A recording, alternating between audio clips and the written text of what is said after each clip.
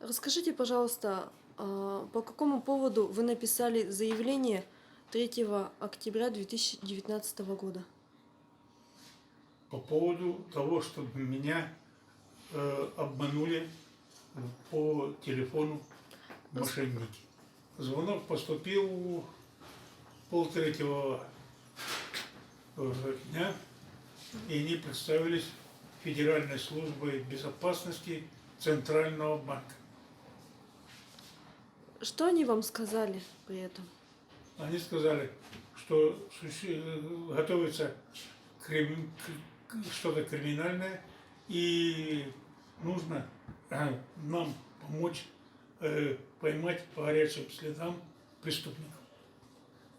И что для этого они сказали вам сделать? Поэтому нужно перевести часть средств, куда мы скажем, а мы потом это дело узнаем. Они знали уже заранее, какая у вас сумма на счету или нет? Они не знали. Они сказали, что у меня якобы похитили 180 тысяч. Вы назвали, какая у вас сумма на счету? Сказал, Они сказали вам, чтобы всю сумму перевели им на счет. они сказали, вам нужно проехать в Сбербанк, и там мы все обговорим. И в Сбербанке я 2 траншами перевел по 500 тысяч. Куда переводить? Да. Они мне сообщили в офисе банка. По телефону. Да, все это делалось по телефону. Когда я переводил, телефон был все время включен.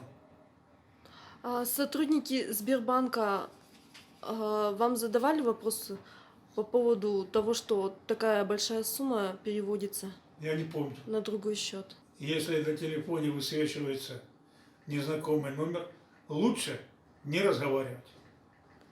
Ну, а если телефонный разговор состоялся, тогда какие советы вы можете? Лучше не разговаривать.